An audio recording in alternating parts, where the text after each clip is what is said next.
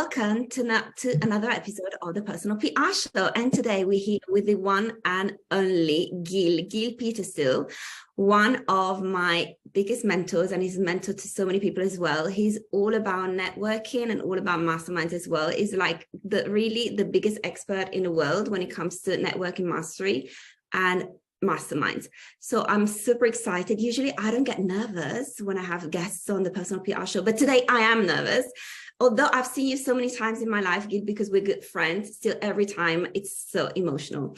Anyway, before we get started, before we welcome everybody here, I would like to play Gil's speaker reel so that we all know what he does and all of the records that he's broken and all of the figures and all of, and the people that whose life he has touched and changed. Let's go.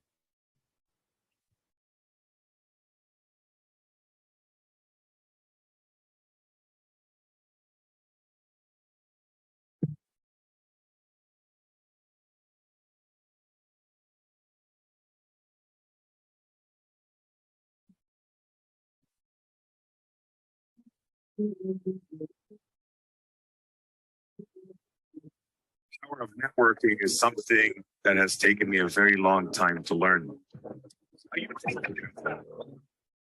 Petersil is a world-class speaker and global thought leader on business strategy, conscious networking, and mastermind methodologies. He is passionate about connecting people and sharing his unique approach to building networks that result in win-win value contribution. A serial entrepreneur who co-founded more than 20 projects in the past, Gil is the organizer and speaker of 1,000 plus international events. He is a father of 3 who supports a conscious approach to life and business.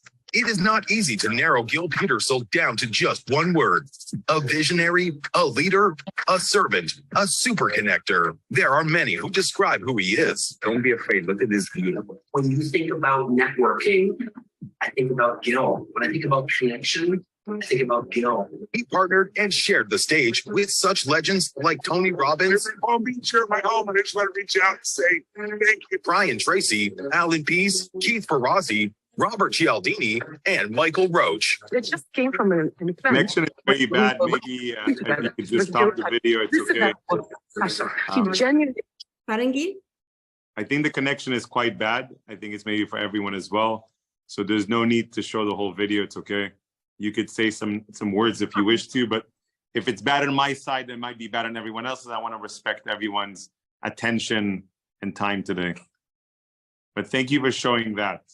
And if anybody wants to see it, I'm happy to share. We'll share it in chat then. Yeah. Okay. Gil, let's get started. I mean, what can I say? I think the video was pretty clear already. And there's so much to know about you. Of course, there's much more than what we saw in the video, but that was already pretty impressive. And I guess that a lot of people feel intimidated when they hear that everything that you've done. But then as soon as you open your mouth and start communicating with them, then they calm down because you have this beautiful way of interacting with people, of connecting with them from the very first seconds. So I'm so excited for you to connect with our guests today as well, our members of the audience. So something that we would need for everybody to do is actually to turn your camera on. This is something that I always insist on, but it's something that I learned from Gil. I'm very strict because Gil is strict, right? So, okay, cool, awesome, perfect. Right, yeah, and Sardar agrees as well because Sardar usually he expects this from his people as well, and he learned that from Gil as well. Gil is our mentor. We learned so many things, not only this from Gil. Okay, Gil, let's go. How would you like to shape this conversation today? Would you like to give us an intro, or should we just go into Q&A?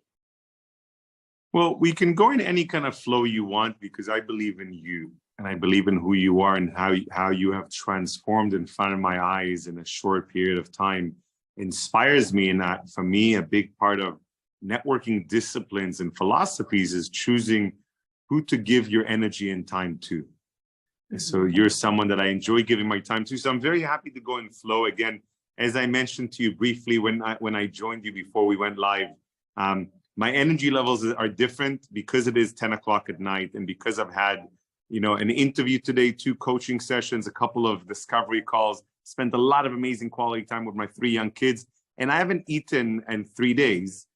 You know, so it's kind of interesting level of energy. I am drinking really nice tea and some water. I've been experimenting a lot with my body in the last few months. You know, I think I mentioned to you that I went on a dark retreat for a few days to see, hey, what sort of fears or like, you know, where's my mind going to go? And it's actually pretty easy. I never fasted for more than 1 day, but I did it a couple of weeks ago, and it was not that difficult at all. And I'm just doing it again to just see what it's like and where does your mind go. And I have a ridiculous amount of energy with this much work and not much sleep and no food and 3 kids, you know, so my energy will be a little bit different today, you know, so bear with me, ladies and gentlemen, and enjoy the ride. Well, considering that you always have, I don't know, 10 times the energy that a normal person has, now that you're not eating for 3 days, maybe you have, you know, only 5 times the energy of a normal person. Let's see. Oh my God. Yes, but congratulations on doing this, this fasting. I really admire you because I've never gone past 1 day as well. So yes, you're definitely a pioneer when it comes to also biohacking. Awesome, Gil. Yes, then knowing my friends, I already know now that they have amazing questions for you. So I will just get going with Q&A, if you agree. Okay, and I would say ladies first. We have our Martina here with us, whom you know already. She's dialing all the way from Boston, and she absolutely wanted to be with you. She follows you every day with great interest, and she told me a few hours ago, oh my God, I'm super excited about Gil. I have a crazy day today, but I'm going to make this 1 hour because I really want to talk to Gil on a personal, you know, personally. So Martina, would you like to go first with your question?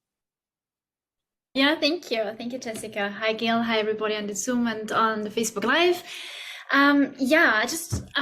Gil, how do you connect to people in such a, you know, warm way? Because I've experienced you on many calls and many of those Q&A or sessions with Jessica. And I just wonder, I mean, maybe it's a bit an intangible question or something that you cannot really speak to, but yeah, maybe have some insights here or ways to explain.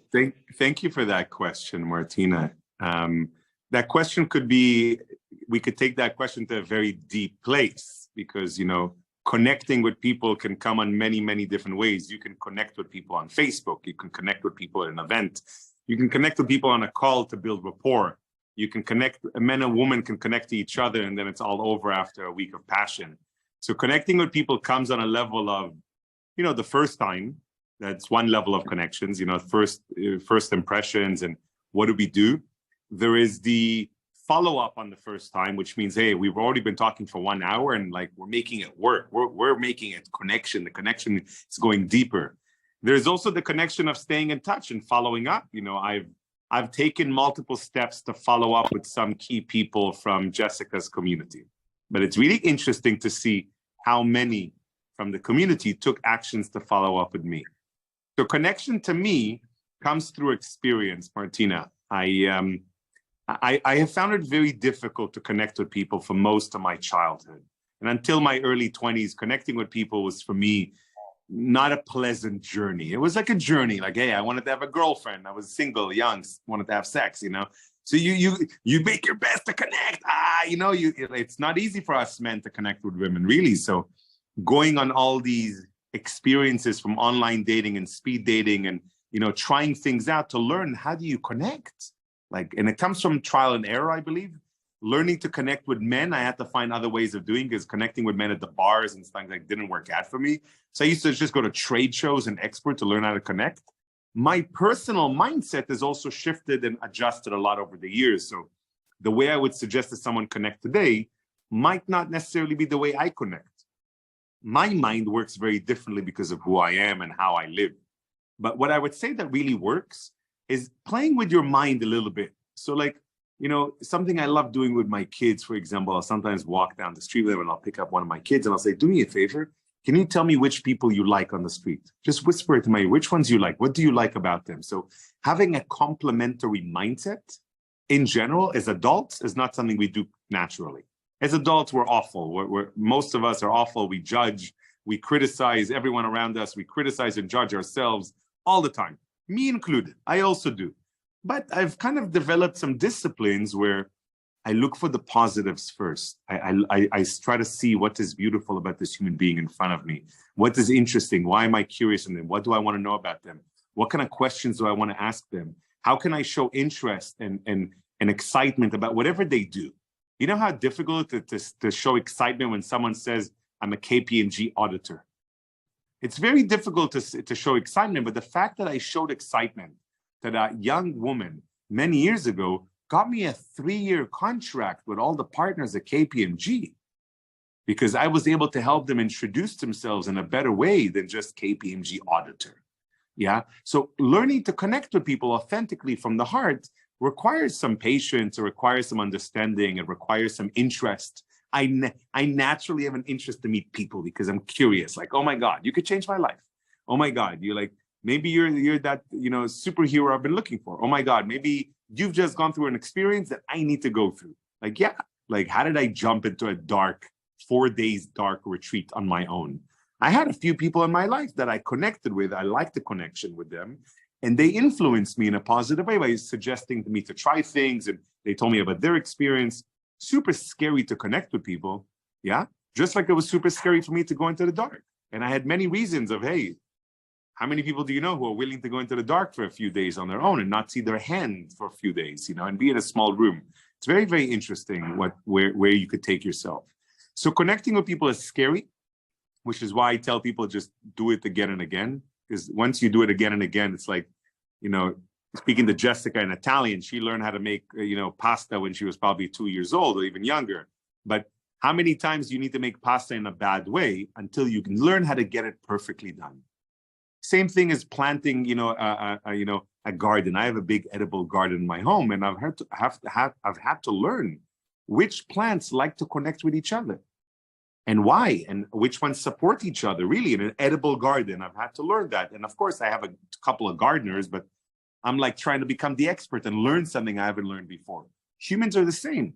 So there's no need for you to connect with everyone, Martina. Choose carefully who to connect with and who not to. Prioritize your connections. So some people, you know what? Even though I feel like I need to connect with this person, I don't need to do it now. Now I need to move around the event and connect with someone that is a higher priority for me. So that's also a big choice. Sometimes you feel like you want to connect with someone, but it's like, it's not the right environment, like it's not the best day, but you still need to make the effort to talk to them for a couple of minutes, exchange information and say, listen, it's a little too loud in here. Do you mind if I take you out for lunch in the next 2-3 days? I'd love to learn a little more about your company and what you guys do, but it's a little too loud in here today to do that. And you need to learn how to connect quickly and then disconnect respectfully so that you can connect again the next day. So all levels of connection, I think, comes from a position of mindset, first of all, and then, apply some of the habits and rituals that I've spoken to you guys about before. There's a lot of habits and rituals that we can apply of networking that just gets us practicing. Whatever we could practice, working out a muscle and the muscle gets bigger. But depending on how you do your push-ups, if your hand is like this, or like this, your muscles will go in a different way. Same thing with networking. If you do the exact same thing every time, you're not going to grow the right muscles every time, And for me, for example, I started working with a new teacher, martial arts teacher, who after 2 sessions was showing me how I'm not utilizing some key muscles in the bottom of my back. He was like showing like, Gil, like if you practice on using these guys, like a small difference and not these guys, you'd find it a lot easier to do some moves. And I do acro yoga with my wife and I do some martial arts. And it's amazing. After 2 weeks, he completely transformed my body by showing me how to activate some muscles that I've not necessarily actively used in the past. I've used other muscles. Same thing with networking, Martina. If you want to connect with people, audit yourself and ask yourself, how do I currently connect with people? How well do I do it? How do I follow up? Where do I connect with people? And can you improve any of those by 1%, by 5%? And feel free to follow up with me and show me, hey, Gil, I kind of audited myself and I experienced this. And I think I can better connect with people if I go to art galleries, or I think I can better connect with people who are in my industry, or I think I can better connect with people online at masterminds, or I think I can better connect with people if I'm introduced to them by a friend.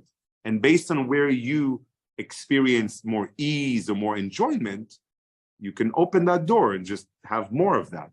I'm not saying to you to try all parts of networking because, hey, it's overwhelming. There's a lot. There isn't enough university classes to teach us truly what is human networking, the depth and complexities of personal branding and emotional intelligence and, you know, peer-to-peer communication or authentic relating communication. These are things that not many adults go and study. So if we think about it, like 90% of the world is F up, you know, I don't want to say the word. It's, you know, yeah, we're not good at that. So the fact that you're even curious in this, I tip my hat off to you because you're already doing more than 90% of the world. Yeah, thank you. That was a very exhaustive answer. Thank you. And a very deep one. So I have to process now. Thank you. Okay, listen to it again. I give complete answers, not just for you, but for everyone who might have a different kind of question, but relating to yours. Yes, absolutely. And Gil, everything that you said was relevant for all of us, was relevant for Martina as well. And I think there was an item that was particularly relevant for Martina, particularly this week, because it's a conversation that we've been having over the past few days as well, and basically how to evolve your network as well, because there are times in which you realize that the people that you have been networking with are maybe not the people you should network with in the future as well. So how do you shift that, right? How do you change direction without offending or hurting anybody, of course, right? And this is a conversation that Martina and I have had over the few days. So I'm sure that she was particularly touched by that particular item that you brought. Letting go of people from the network is so relevant to us. Just like we let go of old toys as kids, we let go of old clothing. You don't allow food to go bad in your kitchen and still keep it in your fridge, right? And I'm not saying people go bad, but the way networks work, networks is a living organism. And again, I'm always connecting it back to nature because I've been studying the way nature networks underground. And sometimes if one plant is a little bit sick and you see it, you want to pull it out of the ground. You want to get it away from the rest of the network, or else it's just going to take energy from everybody else and mess everybody else up and maybe give them something. You know, it's the same thing in the network. And I'm not saying tell people in your life, that's it, I'm not going to talk to you again. You're annoying. You're lost in life. I don't like you. Good luck. You don't have to do that. But you know what? If you send them a message and say, hey, you know, Jamie, hey, Mark, listen, for the next couple of months, I'm taking on a lot on my plate. I'm going to be very, very focused on getting this project moving. I apologize in advance if I don't respond to any of your messages. You know, I love you. Good luck with what you're going through right now. I really believe in you. I know it's going to be around the corner for you. Let's be, you know, I'll be in touch with you closer to the summer. And that's it. And you say things like that. In my opinion, the words I just used were nice words. This is not a template, but I can give you 10 of those on how to let someone down nicely and not letting them down. I had to do this with my family members, like mom, brother, dad, you know. I do it with people I call best friends, and I let them go. And only like a handful of them stuck around and they came back and like, they really were, they made changes to themselves. They suddenly got into personal development. They suddenly, after years of them seeing me in the Tony Robbins world and the Eckhart Tolle world and following Jay Abraham, suddenly they said, hey, do you still have tickets left? Can I join you in the next event? It's like suddenly they got into personal development. Suddenly, I'm not the only one getting married and having kids. They're like, wow, I should have had kids earlier, Gil. You know, like I waited this long. I'm in my early 40s and I'm still kind of in a relationship and stuff and no kids and stuff. So by making some changes in my friends, like I think I help myself and I also help them. Some people need time to grow up. Some people need time to go through whatever they're going through. And it's not our responsibility to take care of everyone. And I'm speaking as someone, by the way, like I'm a hypocrite for saying it because I love taking care of everyone. Oh my God, I love doing it. I do it all the time, you know. I take care of people. I love taking care of my family, and I love making sure taking care of a party. If I'm hosting people and I'm cooking, I love doing it. But I know that we shouldn't. So I'm still doing it myself, but I've cut it down a lot. You can't take care of the whole world. You can't take care of everyone. You can't, there's no need to be nice to everyone and everyone has to like us. There's no need for that. And that hurts. That hurts. But as we grow, we understand that, you know, there's no need to please everyone. Please the people you want to build relationships with. Please the people that you believe in. Please the people that please you. Please the people that inspire you. And I had to go through my ups and downs and still do. I'm not done. I'm not I'm not a networking guru at all. I'm a really, really good networking student. I believe one of the best in the world as a networking student. Yes, to this topic, Gil, this is something that I heard you say many, many times. You always say on your best networking day, you are maybe a 6 out of 10, right? When I don't eat anything for 3 days, I actually believe I'm getting close to a 7, but not there yet. No. Like really, I'm at a high, like, wow, no need for food. Food slows us down sometimes. Remember, after lunch at a networking event, you feel a little bit drowsy. Imagine no food. Your body is just running on its energy. It has a lot of energy. And maybe some of my fat because, I have a little stuff. I have a Buddha belly. But it's amazing how much energy we have. Yeah, but 6.5 is my high level of networking. And that's not even me alone. That's me and my team. I have networking angels. I'm talking about Gil Petersil systems in place is a 6.5 on 10. Yes. Crazy. Absolutely. Oh my God. Gil, what does that mean for you? What does that mean for everyone who's listening right now online or on Zoom? You need to also assess yourself. What would you say your number is on your average day, on your best day? What do you think you are on 10? And the complexities of networking. Remember, networking is online and offline. It's talking to people. It's building relationships. It's making deals. I like making deals. Like networking is very good for business also. Like I'm really good at deal making. Like, I even had a program during COVID I launched called the Ethical Deal Maker. I like fundraising. It's cool to fundraise money for different companies.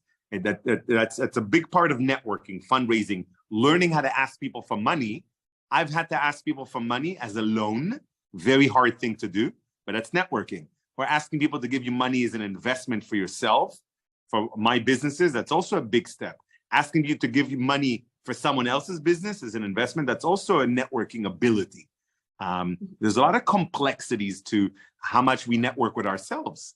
Can you be alone and network with yourself with no social media? That's a huge part of networking that most humans don't do, but that's why we turn on Facebook and Instagram and TV, because we're afraid of networking with ourselves. It's scary, So networking's complexities. All of you, put it in the chat. Come on, you too, Jessica, you too, Sardor, put it in the chat. What do you think you all are? And Facebook as well, everyone who's listening. Just be honest with yourself. I'm not here to judge you. I'm not going to tell you you're better or you're worse. You could decide yourself. The exciting part is to say, wow, if I'm only a 2 or 3 or 4, how exciting is it to move 1 or 2 numbers up? And it's really not that hard to suddenly exponentially grow your networking abilities, your networking output. It's amazing. Like your whole life completely changes by moving 1 point up. Yeah. Jessica, I think you're pretty high, by the way. Like for me, because you're extremely high for specific reasons. You do some things from a position of networking that most humans don't. They just don't. The way you introduce, the way you serve, the way you cross-pollinate people, it's very, very important.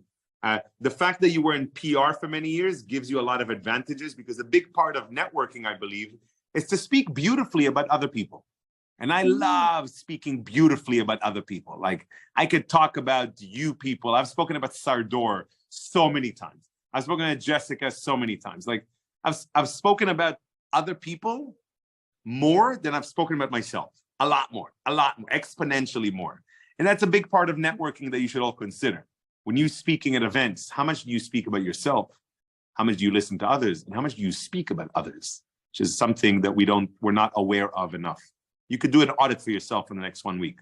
How much do I speak of others in a positive way, of course, with like affirmations and positivity and admiration and respect and, not to say, oh, that guy, blah, blah, blah. No negativity, no need.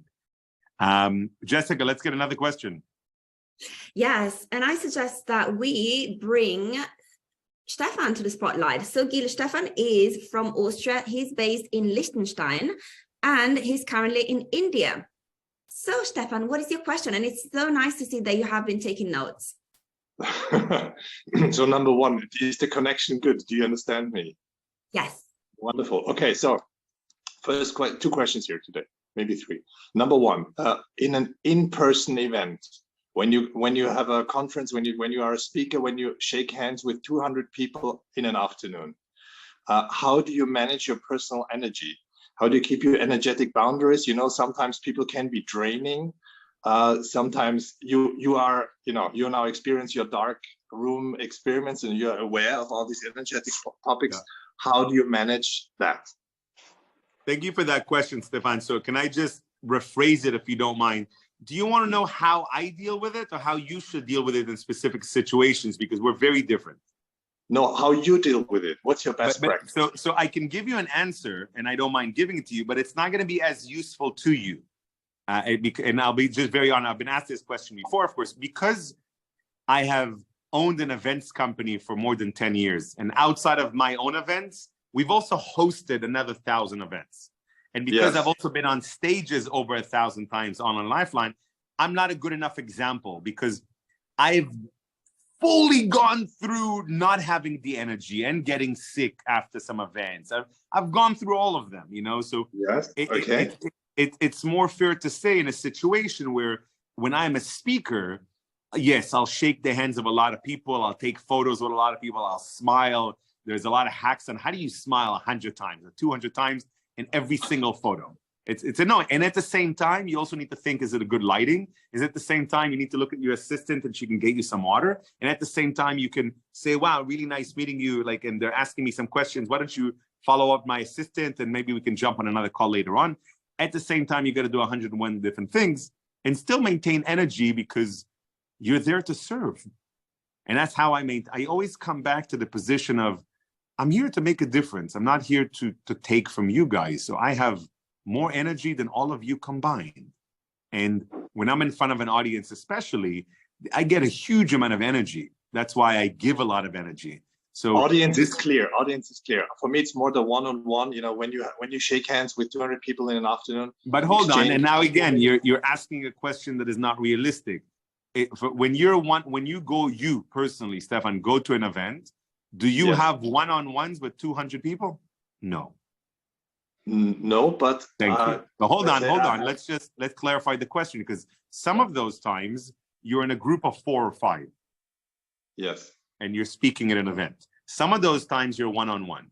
You don't have to shake everyone's hands all the time. Many times I just bow like, hey, nice meeting you, everyone. I don't start going around the whole circle shaking everyone's hands. Some people in some cultures do that. I find that super strange. Number 2, the bowing. I think it's cool sometimes. Bow, hey, I'm from Bali, so it kind of works out. You could bow, especially if there's too many people in front. No need. You could choose to do that and especially if no one knows you at the event. So if you're not a speaker, you're not a celebrity, you're just walking into an event, you have a bigger advantage because you could do your homework in advance and choose who you want to talk to. You know better than anyone else who are your networking priorities. So you can assess who people are very, very quickly and decide, is this someone I want to get to know better now? Is this someone I want to spend a few more minutes with? So you can give each person 2-3 minutes to assess, to ask them some good questions, to connect, to build rapport. And you don't have to just end it and like conveyor belt one after the other, but there's no need to spend 10 minutes with someone who maybe they're having a bad day or they're looking at their phone every 2 minutes, or they clearly are looking at the cute girls behind you. They're not really talking to you. You can end such conversations in order to not be drained of energy. If you're an introvert like myself, then there's other hacks of how to maintain energy levels at events. So for example, not standing by the bar, because an introvert is very, very sensitive to 360 of their surroundings.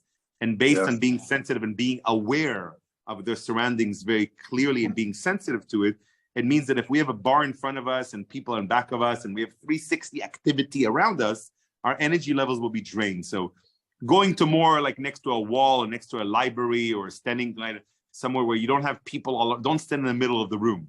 That's an ideal situation.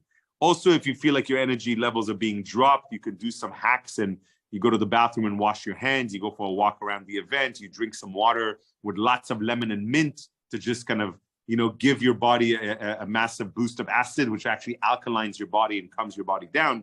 You could also look into breath work if you really want to. I do that a lot sometimes where I'm like overwhelmed with like CEOs and billionaires around me. And oh my God, I was at the G20 and that came into Bali, the G20 and the B20. I had presidents around the countries from other countries around me. I'm like, oh my God, this is way overwhelming for me. I don't even know what to talk to this president. What do I say? I don't even know. I was like, even me, Gil, completely overwhelmed and way over my head. But then I'm like, okay, you're Gil. Let's just, who do you want to talk to? Like, okay, I don't care to talk to the German president right now. And okay, Canadian Prime Minister, why not? I have a Canadian passport. I lived in Canada in the middle of my life. Okay, Gil, what do you need to do to connect as closely as possible with the Prime Minister and talk to his team? But only like 10 minutes because he's busy, whatever. Okay, I did it. Done. Check. It was cool. Like I don't need to build friendships with him. It was just interesting to prioritize who it's going to be very difficult to connect with and still do it. So for you, Stefan, it's not 200 people you need to connect with. It's 10 or 20 or 30. You could do your research in advance and choose who you want to connect with. And your energy levels are yours to manage. Don't eat fried food before you go. Don't go and don't drink too much alcohol because it drains your energy as well. I don't drink any alcohol personally myself. I don't need to drink coffee. Well, I've had one coffee my whole life. So if you need some energy, eat an apple before, drink some water, go to the bathroom, go into the stall, close the door, and jump up and down for 30 seconds. That's how you maintain energy. Those are hacks. Yeah, don't do all of the above, but play around with them and see which one works for you.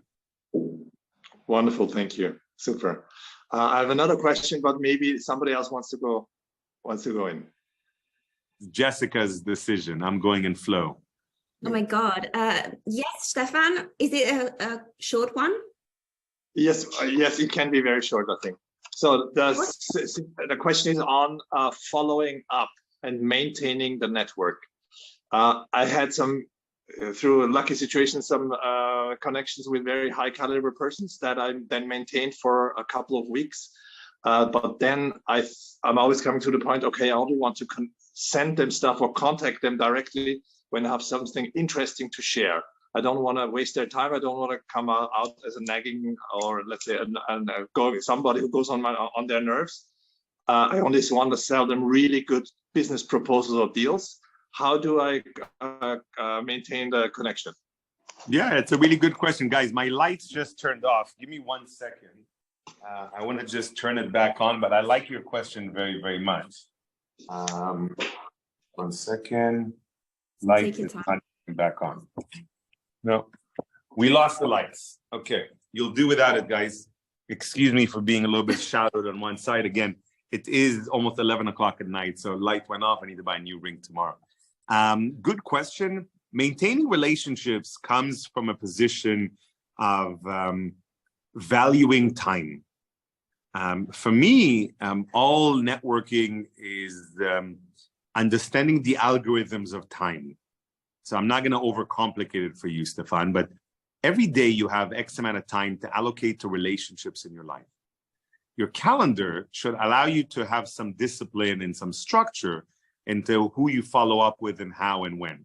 Now, I'm very lucky because I have some resources. So I have some people that can help me in my team. I've learned how to train business assistants to learn how to become networking angels so they can really, really help me to follow up with people, to coordinate meetings. My networking angels help me a lot with my inbox management, with my calendar management. So it's all about time allocation. I don't know what CRM system you're using or how you're using tags within your phone. If I go into my phone, not even my CRM system for the company, just in my phone on WhatsApp, and I type keywords, I could type Dubai investor. I could type, US training or US coach. There's some tags that I've added to people's names. I can add keywords. I can add PR, something, different words, PR London, and if I add PR London, that's just different word, 1, 2, 3 words. I'll see people.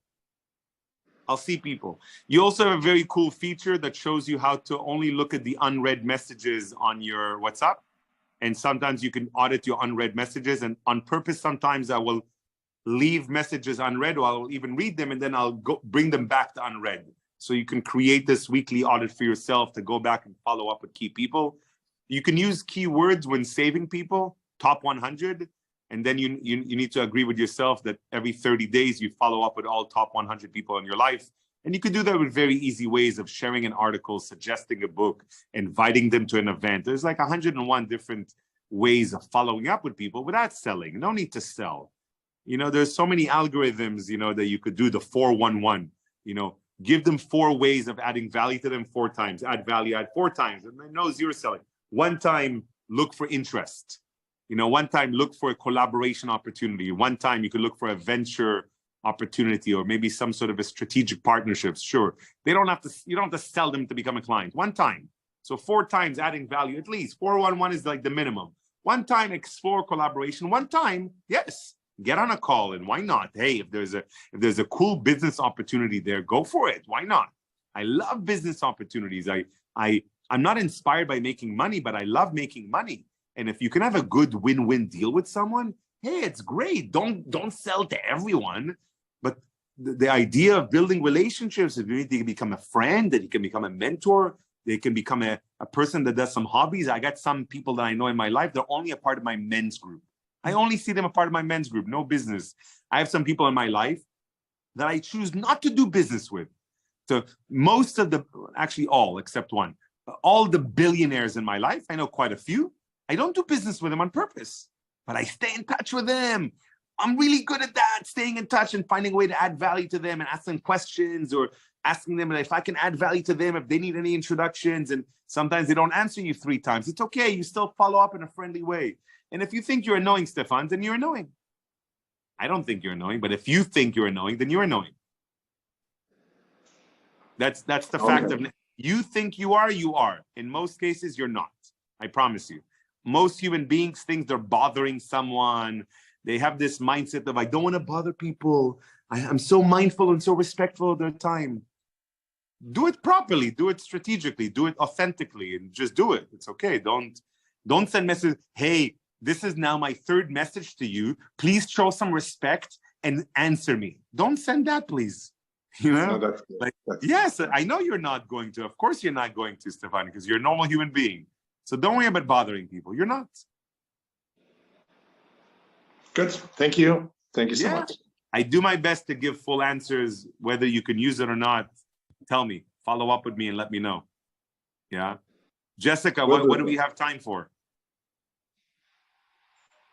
Okay, so we have time for a question from Rupert. Rupert, are you there?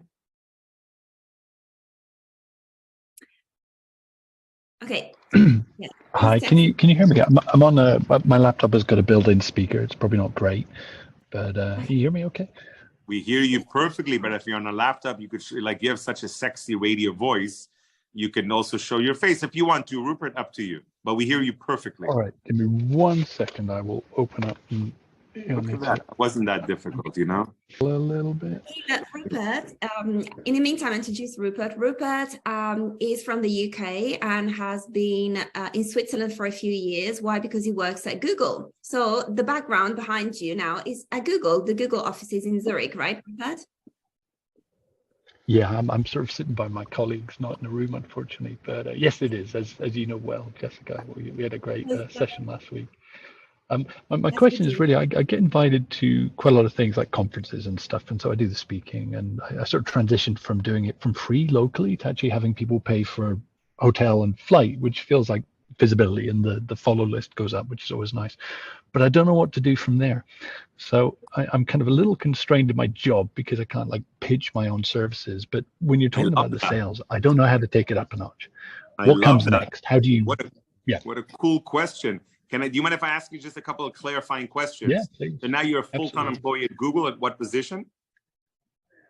So I basically am a consultant for e-commerce companies. So I help retailers speed up the websites and increase return on investment. Basically. But you're an employee of Google, or you're a partner? Yes, full. Oh, just an employee. So I've worked with quite a few people from YouTube and Google in the past. I had a really unique program at Google head office in Ireland a few years back. It was a very, very unique experience to work with this company. There's a lot of paths that you could take. Now, I cannot tell you which one to take because I've never been in your position being in the corporate world. There are some restraints, there is some time, there is some what you're allowed to do legally based on your contract, of course. So I can't really tell you your strategy, but there is so many ways of developing a speaking career or developing an expert journey. I've had to take the journey in different ways. my journey started by promoting other people.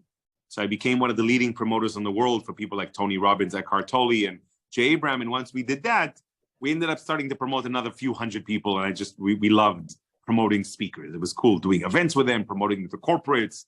It was really interesting experience for like 7 years. And through that journey, I developed myself. I was like, hey, I could do this. So I can introduce this person. So I became very good at introducing speakers when they came on stage. And then I took 10 minutes and then I played some networking games that I didn't know I had. And then I kind of started developing myself as I got more confident. Now, personally, it took me over 100 speeches to get confident on stage.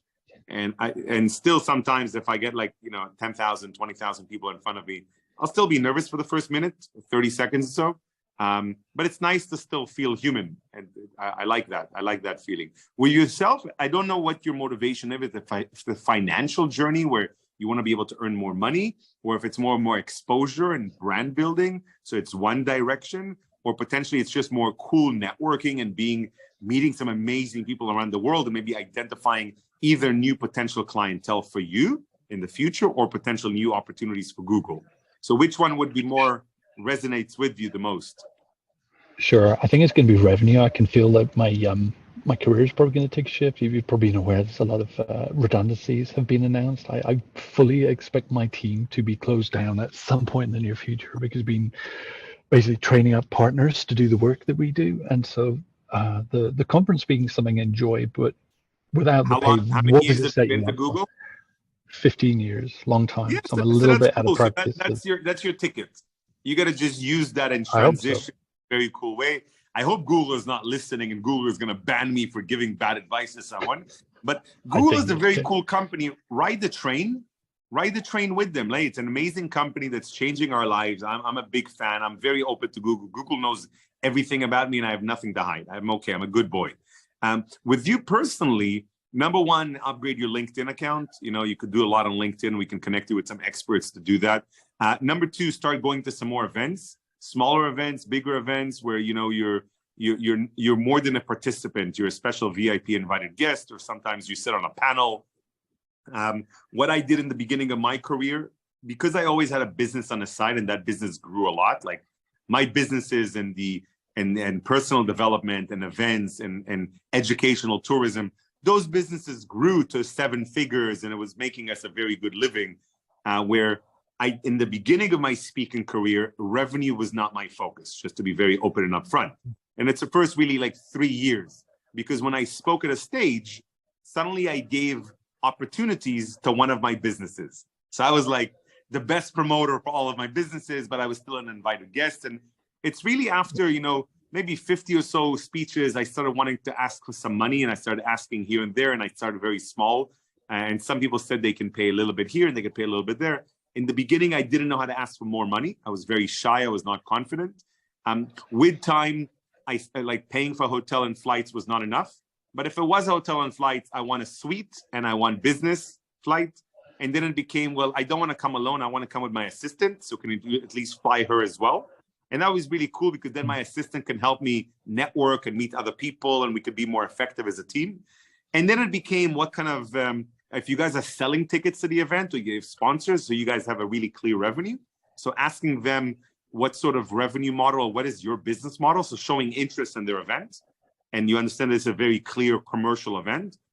You can understand, what kind of budgets do you have for speakers? And if they say we don't have budgets for this event, we could say, well, tell me about the next 3 events and let's negotiate 3 events that we could do together. And the first one I'll do complimentary, but I need you already to commit to the next 2 events at a fee of 5, 10, 20, 50,000, whatever you want to charge for a speech. And you could follow up with me on that, on some of those things, and we can kind of maybe go a little deeper if necessary. Sure. Thank you. Great advice. Thank you very much. Yeah, but just get yourself out there. My first year as a public speaker, I did 6 speeches, and 2 of my mentors kicked my ass, like literally kicked, like it was like not like, Gil, you're bullshitting us. What is this? You want to become a public speaker? You said you're going to take it seriously. The year after, I did 120 speeches, and every year for the next 5 years, I did over 100 speeches. So I took them seriously. Amazing. Perfect. Gil, are you ready for another question? This question would be from Raul, who is from Mexico, but is based in Switzerland. Awesome. Hello, Love Gil. that. Hey, Well, hey, first of all, hey. good panel, and it's really nice to see Jessica. No sound, Raul. We heard you a little bit, and then we lost you. Yes. And you're not even muted. Okay. Can you hear me back now? Yes. Okay. Well, first of all, I was saying that actually I was very, very, very happy to be invited by Jessica. I think Gil is very constructive, this conversation. And it's related to one specific question I have. In 2 or 3 of the last panels I've been with Jessica, it has been asked more or less the same question. How we can, from networking, monetize or capitalize into our lives. And I think you just mentioned, and it brought my attention, for example, creating deals, creating opportunities.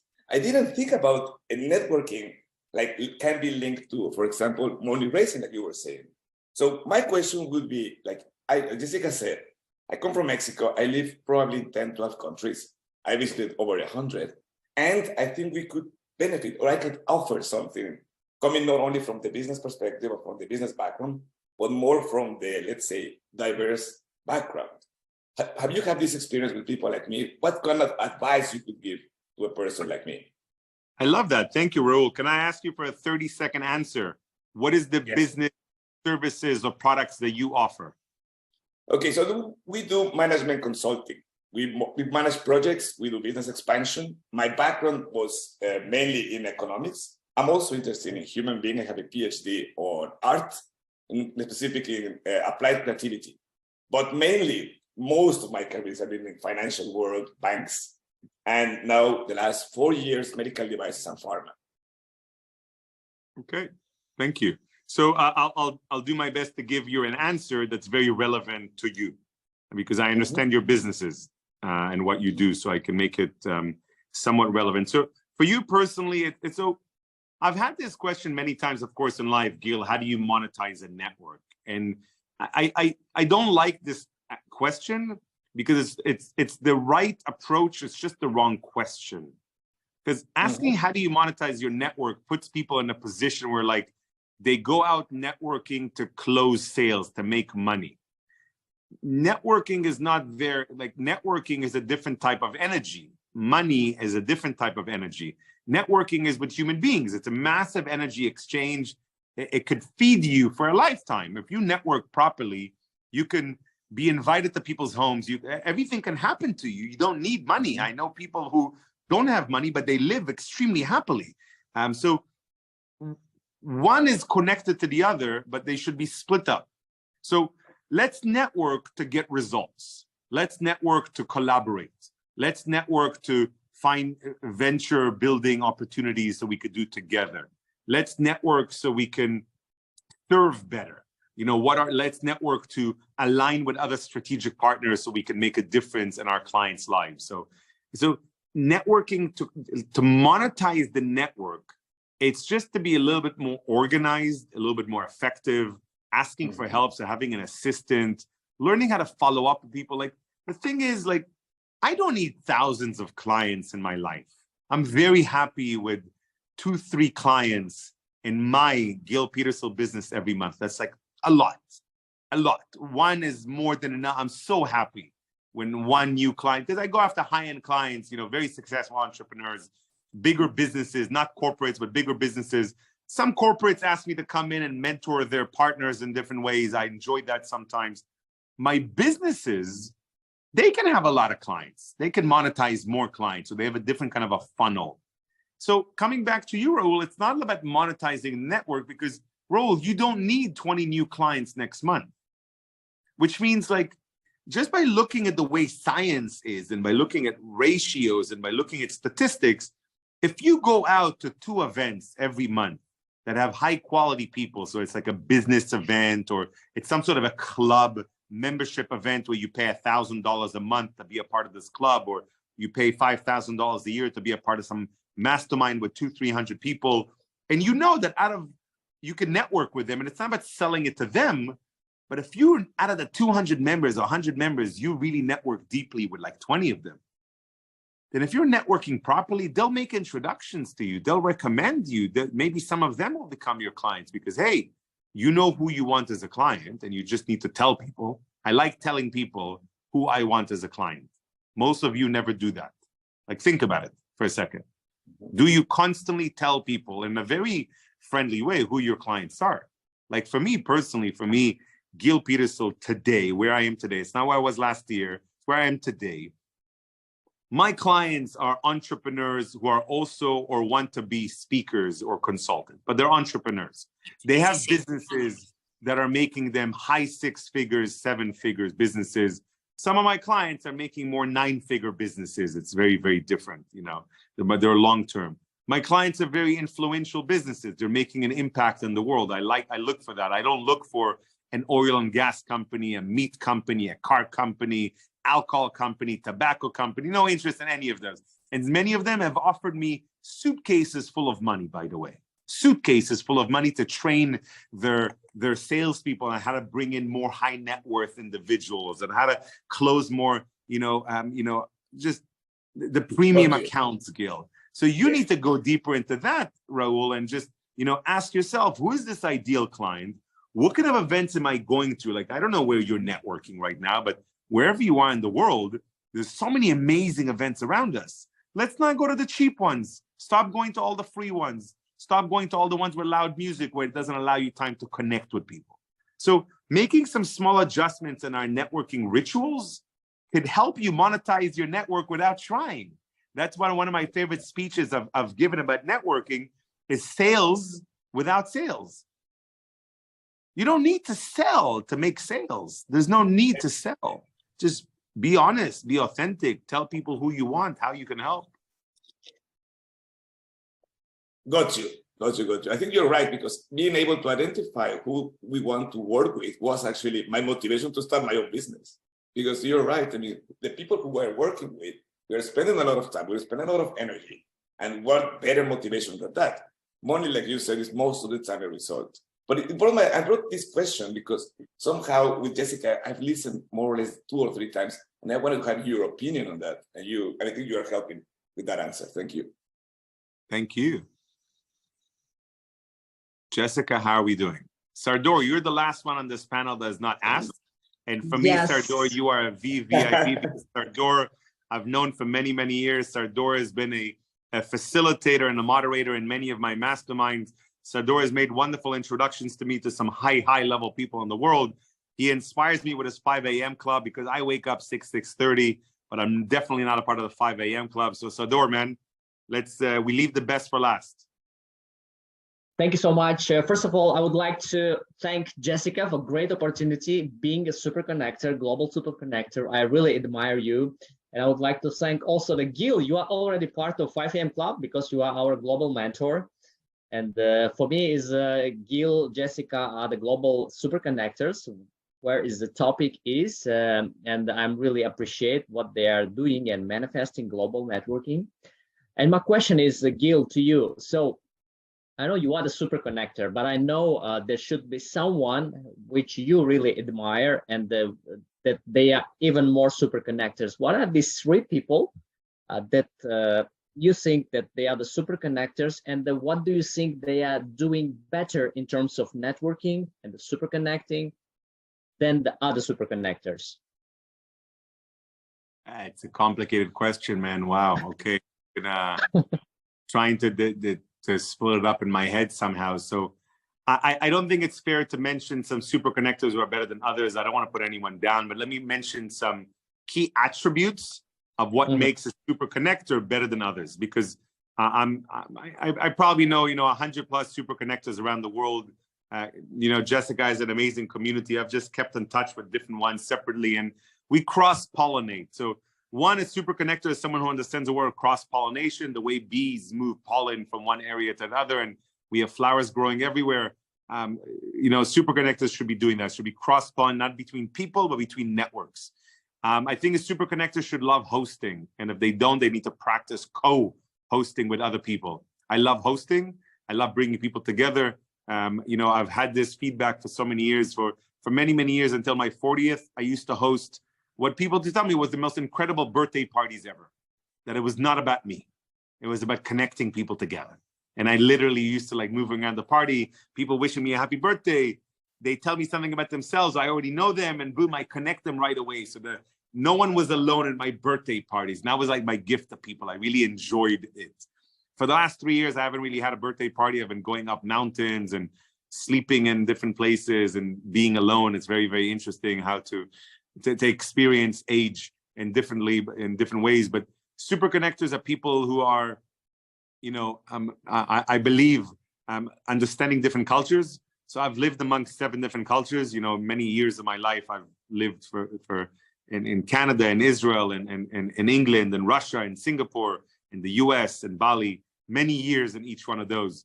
So I've learned how to network with different cultures. And that's a very important part of super connectors, that they understand that there's a huge, like, we're already so bad at networking as humans. The cultures, men and women, we're like, that makes it so much more difficult. Oh my God, you know? So I like people who are mindful of that. Like, hey, I'm not the best in networking. You're from a different culture, you speak a different language. I need to really make an effort to adjust myself to you in order to build that rapport. It's like really making a conscious effort in the beginning. And then for me, it becomes easy. I can connect with anyone. I don't care if they speak 10 words of English. I can connect with them. I've had the experience. So I think that's an important one, Sardor. And there's probably a few others, but those are the top ones. Thank you so much, Gil. Of course.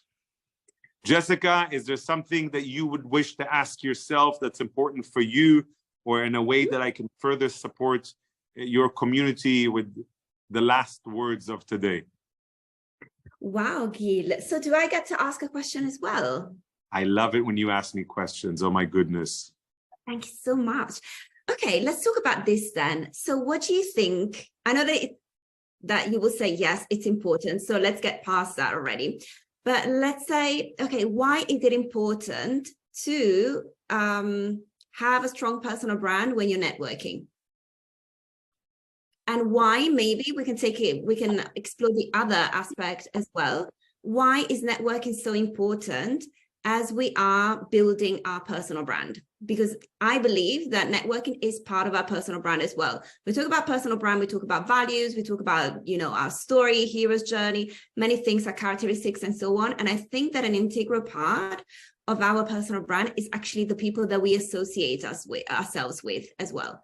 So this is what I believe. Do you believe the same thing, number one? And if so, why? Thank you. So definitely personal branding is one of the 5 key pillars that I connect to high-level networking.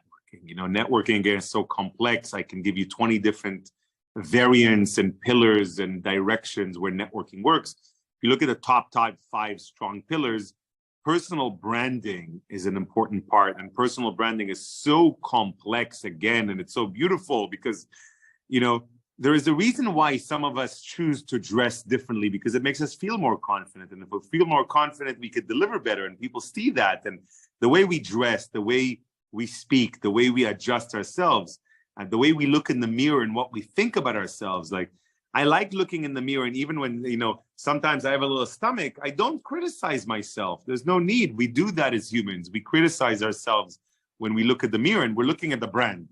And imagine if you're looking at the brand and you're not saying you are the brand, and you're not saying great things, you know? So I think once we start saying a lot of positive things to our own personal brand, we start getting feedback from society as well, which I think is beautiful to learn who to listen to, because some people could really help you with your personal brand. There's amazing brand coaches out there, people that can help us know how to be more confident in front of an audience, or how to dress. Like, even, you know, my wife, who's an amazing celebrity in her community, and she is an amazing fashionista, knows how to dress. She even has a personal designer that twice a month comes to the house, and she already picks out some things for her based on having a strong relationship with my wife already. And she already knows my wife's style, and she basically goes shopping for her. And if my wife doesn't like anything, she returns it to the shop. Not my wife, this other woman. So some people could take it to a very high level of personal branding. I know a friend of mine is about to become a client of mine who chooses now to spend $3,000 to $4,000 a month on his LinkedIn account, just for someone to help him manage that brand and getting gigs and getting discovery calls and getting speeches. And he's making his money back 10 times. but it took an investment initially to say, okay, let's go. And maybe for 1 or 2 months, he didn't get as many gigs, but it's a personal brand investment. Personal branding, of course, you know, Jessica, as you said, is so connected to people who are around us, which is why one of the favorite things I love doing with people in my community is networking audits and really asking them, let's identify top 7, top 15, top 100 people who are around you now. And let's look at what does it mean that they're around you? And what does it mean that you speak to them, even if it's once a month, you speak to them, you give them attention, they give you attention. You like their social media, you go to their birthday parties, you agree, you invite them to your birthday parties. When they invite you to an event, you always show up. Do you have such people? I have key people in my community. When I invite them to a mastermind dinner here in Bali, they'll show up. There's no cancellation, no last minute, no Gil is the second priority. Gil is the first priority. Everybody else becomes second priority for that mastermind dinner because they know it's like, you know, they don't say no because they know how powerful and how amazing and how much value they're going to get. And it's a vegan meal, non-alcoholic dinner. And like, wow, I love it. We had one in December, a really amazing one with Keith Farazi. Keith Farazi was a really, really good friend and mentor of mine. He was visiting Bali. And for me, it's such a huge honor to have someone so high level agreeing to show up at my house. And he's not high level anymore. He's a friend of mine. We look at each other eye to eye, you know, but for most of my younger career, he was one of my biggest gurus, so unreachable. So yes, of course, the people around you makes a big difference in how you are as a brand. And it's a very big, complex discussion on how to, again, to let go of people and how to choose who's around you. And, you know, there's the saying, you are what you eat, you know, which has a lot of truth. You know, your energy changes based on what you eat. But I believe it's more, you are who you network with. You really, really are. And there's scientific proof around that. Just people are afraid to talk about that because it's safe to be around people who are comfortable. It's safe and comfortable to be around family members or old friends, you know. We don't feel threatened. They don't push us out of our boundaries. They don't push us to step up in life. It's safe, it's easy. So that's why most people don't upgrade their networks as a part of personal branding. But you're right, 100% right, Jessica. It's a huge part of taking massive steps at different stages of life to, I am the brand. Who is helping me to be the brand? Who is around me? Who is helping me to be me? It's a very big, beautiful question to answer. And I would even argue that this is a soundbite. Who's helping me to be me in personal branding? Amazing. Wow, Gil, we have to, quote. Let's use that again. Yes, who's helping me to be me? I always observe everything you say, not only from a content perspective, but from a PR perspective as well. Okay, what? Yeah, you're the PR queen. Just for the record, I wish one day that Jessica would like really help me PR myself to the next level. But she's very, very busy with you guys, and I love that. And I find ways of getting inspired by her so much. But I kind of believe that this year Jessica will say, okay, Gil, let me click a few points, Gil. Let me just do a few little my magic powers, and boom, Gil's brand is a whole new level. I'm excited by that day. Gil, first of all, I want you to have a column in a high-level business magazine. Wow. Ooh la la. I'm honored. Ladies and gentlemen, thank you for your questions. Thank you for those of you who are on Facebook with us. Feel free to get in touch. I'm the opposite of untouchable. I'm very reachable. I'm very easily reachable. Reach out to me. Facebook is not my favorite one, but it's okay. LinkedIn and Instagram is easier. And I'm the only Gil Petersil in the world, so it's very easy to connect if you really want to. Gil will be sure to include all of your links. Super. Thank you, everyone. Thanks, Jessica. Good night from Bali, everyone. See you soon. Sleep well, and bye, everybody. Thank you for joining. Bye. And bye. Just watching on the replay as well. And I'll see you tomorrow for another episode of the Personal PR Show. Bye.